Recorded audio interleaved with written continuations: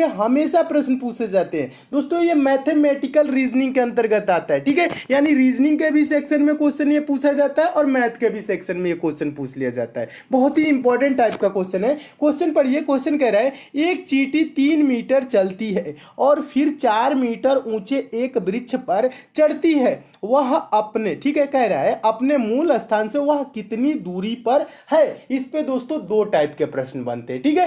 पहला टाइप का और दूसरा टाइप का, ठीक है। तो पहला टाइप का कौन सा बनता है, ये वाला जो क्वेश्चन है इसको मैं सॉल्व करने की कोशिश कर रहा हूं और आप दोस्तों क्या करिएगा, समझने की कोशिश करिएगा, ठीक है। देखिए कह रहा है एक चींटी 3 मीटर चलती है। क्या होती है दोस्तों, एक चींटी 3 मीटर चलती है। यानी मान लेंगे दोस्तों चींटी इस पॉइंट से चल रही है, कितना मीटर चली है दोस्तों, 3 मीटर चली है और फिर 4 मीटर ऊंचे वृक्ष पर चढ़ती है। ये वृक्ष मान लेंगे दोस्तों 4 मीटर का है। कितने मीटर का है, 4 मीटर ऊंचे वृक्ष पर चढ़ जाती है। और प्रश्न अब क्या पूछ रहा है, प्रश्न देखिए पूछ रहा है अपने मूल स्थान से वह कितनी दूरी पर है। मूल स्थान यानी कि ये वाला है, यहाँ पे जहां से चलना स्टार्ट की है और यहाँ पे पूछ रही है वह कितनी दूरी पर है। तो ये दूरी कहने का मतलब ज्यादातर स्टूडेंट क्या करते हैं, जोड़ लेते हैं। 3 मीटर चली इधर, 4 मीटर चली इधर, 4 3 क्या हो गया दोस्तों 7 और 7 मीटर आंसर देखते हैं, तुरंत टिक कर देते हैं और आंसर गलत हो जाता है। ये ऐसा प्रश्न ये नहीं पूछ रहा है। प्रश्न अगर जो पूछता हुआ कुल कितनी दूरी चली, तब तो इसका आंसर हो जाता 7 मीटर। पहला टाइप का ये प्रश्न बनता है,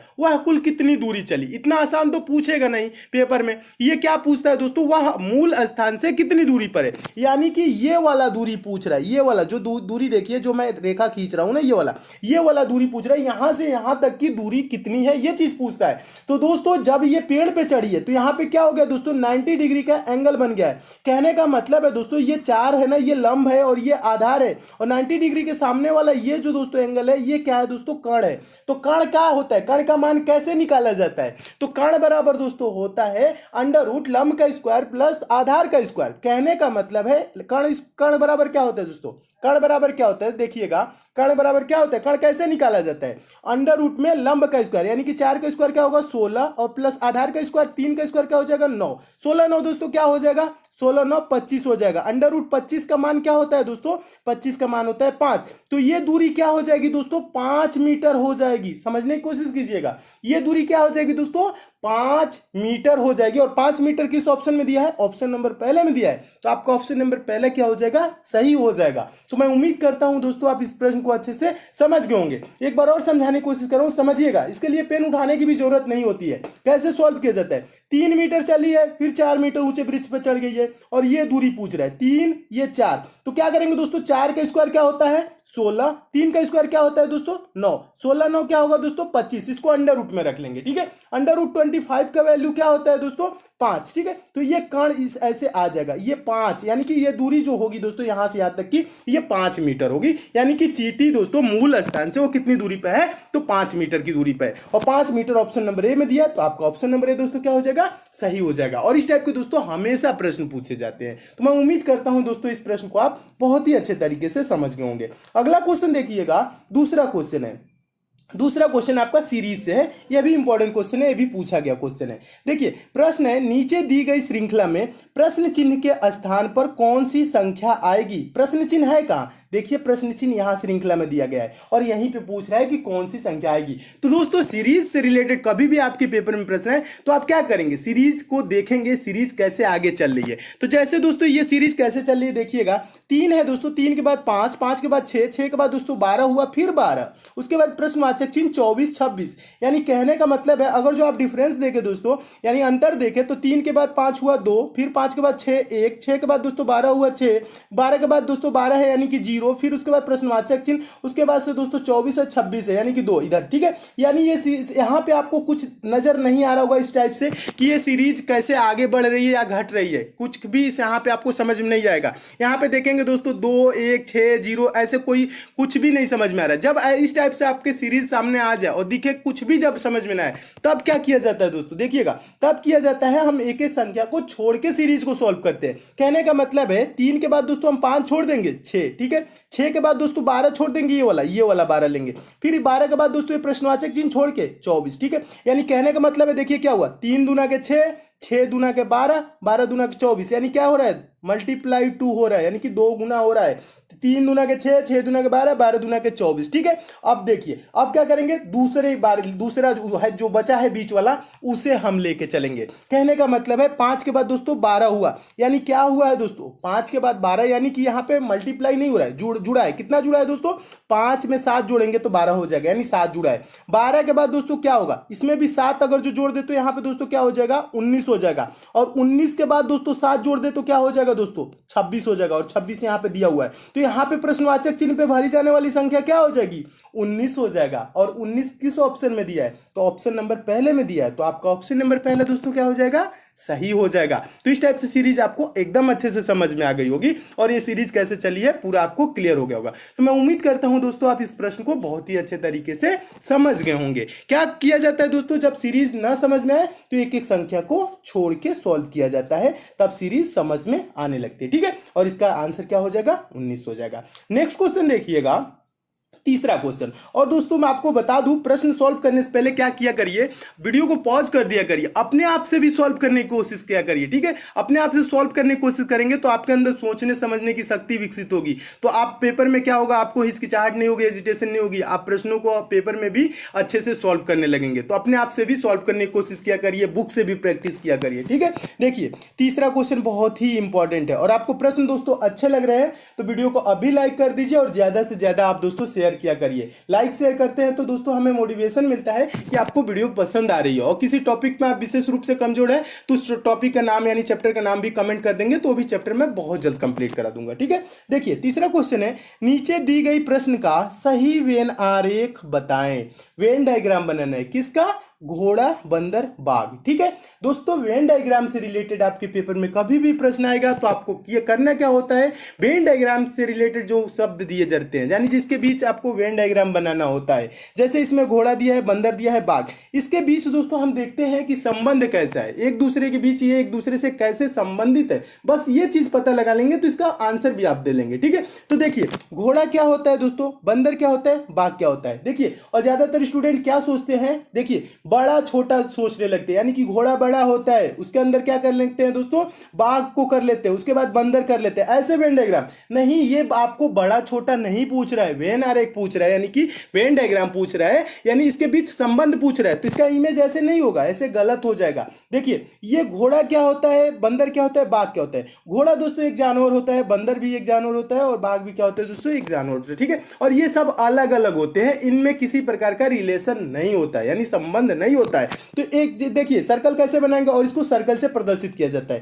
तो एक घोड़ा का सर्कल हो जाएगा, फिर एक बंदर का सर्कल हो जाएगा, और एक बाघ का सर्कल हो जाएगा, यानी अलग अलग इसका सर्कल हो जाएगा। ठीक है, तो दोस्तों इस टाइप से अलग अलग सर्कल देखिए किस ऑप्शन में दिया है, तो आपका देखेंगे दोस्तों ऑप्शन नंबर बी देखेंगे, तो ऑप्शन नंबर बी में दिया है अलग अलग सर्कल। ठीक है, तो ऑप्शन नंबर बी क्या हो जाएगा, सही हो जाएगा, यानी इनके बीच कोई संबंध नहीं होता है, ये सब अलग अलग जानवर है। तो इस टाइप का वेन डायग्राम किस टाइप से बनेगा, ऑप्शन नंबर बी की तरह। तो आपका ऑप्शन नंबर बी दोस्तों क्या हो जाएगा, सही हो जाएगा। तो मैं उम्मीद करता हूं दोस्तों आप इस प्रश्न को भी बहुत अच्छे तरीके से समझ गए होंगे, और इस टाइप के भी प्रश्न आपके पेपर में आएगा तो आप अच्छे से सॉल्व कर लेंगे। अगला क्वेश्चन देखिएगा, अगला क्वेश्चन मोस्ट इंपॉर्टेंट है, और अगला क्वेश्चन देखने से पहले दोस्तों जो नए स्टूडेंट है उनके लिए बता दूं दोस्तों, ये पंचम पब्लिशर की ई बुक है, आपके आगामी सभी परीक्षाओं के लिए इंपॉर्टेंट है, चाहे आप दोस्तों रेलवे की एग्जाम देंगे, एसएससी की एग्जाम देंगे, या अगर आप दोस्तों कोई सा भी गवर्नमेंट एग्जाम देंगे, क्योंकि दोस्तों इस ई बुक में उन प्रश्नों को शामिल किया गया है जो प्रश्न आपके बार बार परीक्षाओं में पूछे जाते हैं, जो प्रश्न हमेशा परीक्षाओं में रिपीट होते हैं। दोस्तों इस ई बुक में आपको 10 प्रैक्टिस सेट मिल जाएगा, प्लस 10 वन लाइनर सेट मिल जाएगा। वन लाइनर सेट कहने का मतलब है दोस्तों एक लाइन में क्वेश्चन, दूसरी लाइन में आंसर। इससे क्या होगा दोस्तों, आप कम समय में ज्यादा से ज्यादा क्वेश्चन को प्रिपेयर कर लेंगे। दोस्तों आपके एग्जाम में 1 से 2 दिन का भी टाइम रहेगा, तो इस ई बुक को लेकर आप जरूर पढ़ लीजिएगा, आपके एग्जाम में काफी हेल्प मिलेगी, क्योंकि दोस्तों इसमें साइंस, जनरल अवेयरनेस और करंट अफेयर के इंपॉर्टेंट प्रश्नों को शामिल किया गया है, जो प्रश्न आपके बार बार परीक्षाओं में पूछे जाते हैं। दोस्तों पंचम पब्लिशर ने इसकी कीमत 150 रुपए रखी थी, लेकिन मेरे कहना है दोस्तों ये ई बुक आपको मात्र 25 रुपए मिल जाएगी। इस ई बुक को दोस्तों आप ले कहां सकते हैं, तो इसका लिंक दोस्तों मैं नीचे डिस्क्रिप्शन बॉक्स में दे दिया हूं, उस लिंक के थ्रू इस ई बुक को आप डाउनलोड कर सकते हैं। दोस्तों ये ई बुक है पीडीएफ नोट्स की तरह है, आपके मोबाइल में ही डाउनलोड हो जाएगी, आप मोबाइल से ही पढ़ सकेंगे। ये मार्केट में ऑफलाइन आपको नहीं मिलेगी। अगर जो दोस्तों आपको डाउनलोडिंग या पेमेंट से किसी प्रकार की समस्या होती है, दोस्तों पंचम पब्लिशर का कस्टमर केयर नंबर दिया गया है, इस नंबर पर आप कॉल करके बात भी कर सकते हैं। दोस्तों इस ई बुक को मैं खुद देखा हूं, इसमें जो प्रश्न दिए गए हैं बहुत ही इंपॉर्टेंट दिए गए हैं, जो बार बार एग्जाम में पूछे जाते हैं, इसलिए दोस्तों एग्जाम से पहले इस ई बुक को एक बार लेके आप जरूर पढ़ लीजिएगा। तो आइए दोस्तों देखते हैं अगला क्वेश्चन। देखिएगा दोस्तों, चौथा क्वेश्चन है। चौथा क्वेश्चन बहुत ही इंपॉर्टेंट क्वेश्चन है और ये पेपर में बहुत बार पूछा जा चुका है। देखिए क्वेश्चन देखने में दोस्तों आपको बहुत बड़ा लग रहा होगा, लेकिन सॉल्व करना ये बहुत ही आसान होता है। और ज्यादातर स्टूडेंट क्या करते हैं, क्वेश्चन बड़ा देखते हैं और छोड़ देते हैं। ठीक है, क्वेश्चन बड़ा देख के छोड़ा नहीं जाता, उसको सॉल्व करने की कोशिश किया जाता है, ज्यादा टाइम नहीं दिया जाता है। ठीक है, देखिए इसमें टाइम नहीं लगेगा। प्रश्न को पढ़िएगा। प्रश्न कह रहा है नीचे दी गई श्रृंखला में अगला संख्या क्या होगा। यानी ये श्रृंखला दी गई है दोस्तों और इसमें पूछ रहा है कि यहाँ प्रश्नवाचक चिन्ह है, यानी कि यहाँ पे कौन सी संख्या आएगी। तो इसके लिए क्या करेंगे दोस्तों, सीरीज के संख्याओं को ध्यान से देखेंगे, सीरीज कैसे आगे चल रही है। कहने का मतलब इसमें देखिए पहले में क्या दिया है 5896542337, उसके बाद दोस्तों है 89654237, उसके बाद है 896543, उसके बाद दोस्तों है 965423, उसके बाद प्रश्नवाचक चिन्ह। ठीक है, ये दिया है। तो इसमें आप थोड़ा सा अगर दोस्तों थोड़ा सा दिमाग लगाएंगे, ध्यान लगाएंगे तो क्या होगा दोस्तों, ध्यान से देखेंगे तो आपको दिख जाएगा। ठीक है, क्या दिख जाएगा, यानी ये जो श्रृंखला है, ये जो पहला वाला संख्या है, ठीक है, अगर जो ध्यान से देखो उसके बाद दूसरे वाले में क्या हुआ है, यहाँ पे दोस्तों जो यहाँ पे आपको 5 दिख रहा है ना, ये वाला 5 पहला वाला संख्या इसमें काट दिया है। तो यानी दूसरे में क्या किया है, 5 को नहीं लिखा है, 5 को नहीं लिखा है, 8 से स्टार्ट किया है और यहां तक लिखा है 8 9, देखिए लिखा है ना 89654237, ये लिखा है ना 89654237, ये चीज लिखा हुआ है। ठीक है, अब आगे क्या किया है दोस्तों, आगे देखिएगा, आगे देखिए दोस्तों 896 लिखा है, 5423 तक लिखा है, 7 को नहीं लिखा है। समझ रहे ना, ये कर क्या रहे, यानी कि पहले वाले में क्या किया, पहला संख्या हटा दिया, दूसरे वाले में क्या किया, लास्ट वाला हटा दिया, तीसरे वाले में क्या किया दोस्तों, देखिए तीसरे वाले में क्या किया है, आगे देखिएगा, यहाँ पे तीसरे वाले में क्या किया है, यहाँ पे लास्ट वाला ही संख्या को इसको जब हटा दिया है, फिर चौथे वाले में क्या किया, ये चीज देखिएगा, ध्यान से देखिएगा, एक बार और समझाने की कोशिश करो। पहले वाले में पहले में क्या किया, दूसरे वाले में क्या कर दिया दोस्तों, ये वाला पहला 5 को हटा दिया और पूरा लिख दिया। ठीक है, यानी कि यहाँ पे इतना लिख दिया। फिर इसमें क्या किया दोस्तों, 7 को हटा दिया, यानी कि लास्ट वाले को हटा दिया और इतना लिख दिया। उसके बाद दोस्तों चौथे वाले में क्या किया है, चौथे वाले में देखेंगे दोस्तों, ये चौथे वाले में क्या किया है, यानी कि 8 को हटा दिया है, ये वाला 8 को हटा दिया है और पूरा लिख दिया है। और लास्ट वाले में दोस्तों क्या किया है, लास्ट वाले में देखने की कोशिश करेंगे। देखिए अब इसके बाद से क्या करेंगे, यानी कि 8 को हटा दिया है, 9654, ये देखिएगा 965423 लिख दिया है। उसके बाद दोस्तों हम लास्ट वाले यानी जहां प्रश्नवाचक चिन्ह है, यहां पे क्या होगा आपको बताना है। ठीक है, समझने की कोशिश कीजिए, एक बार और समझाता हूं।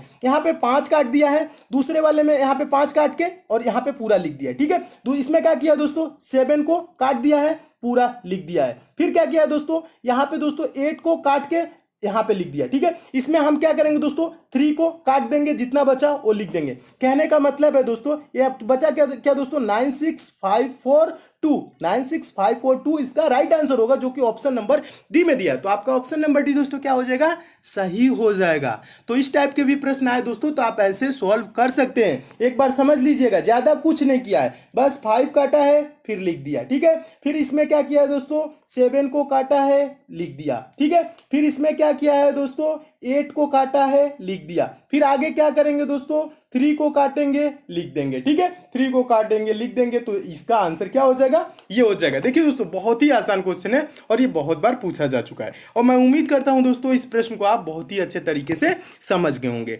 नेक्स्ट क्वेश्चन देखिएगा दोस्तों, 5वां क्वेश्चन कैलेंडर से है और मोस्ट इंपॉर्टेंट क्वेश्चन है और रेलवे एग्जाम में ये प्रश्न पूछा जा चुका है। देखिए क्वेश्चन क्या कह रहा है, यदि 30 जनवरी 2013 गुरुवार रहा हो, गुरुवार मतलब क्या होता है दोस्तों, बृहस्पतिवार होता है। ठीक है, बृहस्पतिवार रहा हो तो 2 मार्च 2013 को कौन सा दिन था, ये चीज पूछ रहा है। तो दोस्तों इस टाइप के प्रश्नों को कैसे सॉल्व किया जाता है, देखिए अगर जो इस टाइप के प्रश्न आए तो आपको किया जाता है, करना क्या होता है दोस्तों, करना क्या चाहिए। देखिए 30 जनवरी 2013 से 2 मार्च 2013 तक हम दिन निकालेंगे, कितने दिन होंगे। ठीक है, ये चीज इनके बीच की दिन निकालेंगे। तो देखिए यहाँ पे आप करना क्या है, 30 जनवरी यानी कि जनवरी टोटल कितने दिन का होता है दोस्तों, जनवरी कितने दिन का होता है, 31 दिन का होता है। जनवरी कितने दिन का होता है, 31 दिन, और 30 दिन तो बीत गया, बचा इसमें कितना दिन दोस्तों, 1 दिन। फरवरी कितने दिन का होता है दोस्तों, 28 या 29 दिन का। लीप ईयर जो होता है दोस्तों उसमें फरवरी होता है 29 दिन का। और लीप ईयर कैसे निकालते हैं, कैसे पहचानते हैं, तो दोस्तों जो वर्ष होता है, जैसे यहाँ 2013 है, अगर जो इसमें पूरा भाग चला जाएगा तो ये लीप ईयर होगा। इसमें दोस्तों 4 से किससे दोस्तों, 4 से पूरा भाग चला जाएगा, जिसमें वो क्या होता है, लीप ईयर। जैसे 2012 में पूरा 4 से भाग चला जाएगा। ठीक है, 2020 है, 2020 2012, 2016, 2020 ये क्या होगा दोस्तों, ये सब लीप ईयर होते हैं। इसमें 4 से पूरा पूरा भाग चला जाता है, तो इसमें फरवरी माह कितने दिन का होता है, 29 दिन का होता है। लेकिन 2013 क्या है, लीप ईयर नहीं है, तो इसमें फरवरी माह कितने दिन का होगा, 28 दिन का। तो फरवरी में कितना दिन बचा दोस्तों, 28 दिन। और पूछ क्या रहा है दोस्तों, 2 मार्च को, फरवरी के बाद आएगा मार्च, 2 मार्च यानी कि 2 मार्च में 2 दिन। ठीक है, अब इसको जोड़िए, कितना दिन हुआ, 1, 28, 2 जोड़ेंगे, 1, 28, 29, 29, 2, 31, कितना दिन हो गया दोस्तों, 31 दिन। अब क्या करेंगे दोस्तों, इसके बीच का दिन कितना आ गया, 31 दिन आ गया। हम 31 को क्या करेंगे दोस्तों, 7 से भाग करेंगे। 7 से क्यों भाग करते हैं, सप्ताह में 7 दिन होते हैं, प्रत्येक सप्ताह के बाद वही दिन रिपीट करने लगता है, इसलिए दोस्तों क्या करते हैं, 7 से भाग करेंगे। 31 को दोस्तों 7 से भाग करेंगे तो क्या होगा, 7 चौक 28 हो जाएगा। और यहां पे शेषफल में क्या बचेगा, शेष क्या बचेगा, 31 में से 28 घटाएंगे तो क्या हो जाएगा, 3 बचेगा। ये जो 3 दिन बचा ना, इसी को क्या करेंगे, गुरुवार में जोड़ देंगे। गुरुवार यानी कि बृहस्पतिवार में 3 दिन जोड़ेंगे, 1 दिन जोड़ेंगे तो क्या होगा दोस्तों, शुक्रवार, 2 दिन जोड़ेंगे शनिवार, तीसरा दिन जोड़ेंगे रविवार। रविवार किस ऑप्शन में दिया है, तो ऑप्शन नंबर डी में दिया है, तो आपका ऑप्शन नंबर डी दोस्तों क्या हो जाएगा, सही हो जाएगा। तो मैं उम्मीद करता हूं दोस्तों इस प्रश्न को भी आप अच्छे से समझ गए होंगे, और इस टाइप के भी प्रश्न आएगा तो आपके पेपर में कभी भी पूछा जाएगा तो आप सॉल्व कर लेंगे। ज्यादा कुछ नहीं किया जाता है, बस इनके बीच का दिन देखा जाता है, टोटल कितने दिन है। जैसे इसमें 1 दिन बचा जनवरी में, फरवरी में 28 दिन बचा। देखिए बिना पेन उठाए भी सॉल्व कर सकते हैं। देखिए क्या बचा दोस्तों, जनवरी में कितना दिन बचा, 1 दिन। फरवरी में कितना दिन है, 28 दिन। मार्च में किस मार्च को पूछ रहा है, 2 मार्च को, 2, इसको जोड़ लेंगे बस यही। ठीक है, जोड़ेंगे 1, 28, 2 क्या हो जाएगा दोस्तों, 31 हो जाएगा। और 31 को दोस्तों क्या करेंगे, 7 से भाग करेंगे। किससे भाग करेंगे दोस्तों, 31 को 7 से भाग करेंगे तो 7 चौक क्या हो जाएगा दोस्तों, 28 हो जाएगा। और यहाँ पे शेष में क्या बचेगा, 3 दिन। जो शेष में दोस्तों बचता है वही हम इसमें जोड़ देते हैं गुरुवार में। गुरुवार में 3 दिन जोड़ेंगे तो हो जाएगा रविवार, इसका रविवार। अगर जो दोस्तों शेष में कुछ भी ना बचे, जीरो बचे, जीरो भी कभी बचता है, ठीक है, तो यानी कि वही दिन होगा, गुरुवार ही होगा। जीरो भी बचता है तो आप कंफ्यूज ना होइएगा, ठीक है।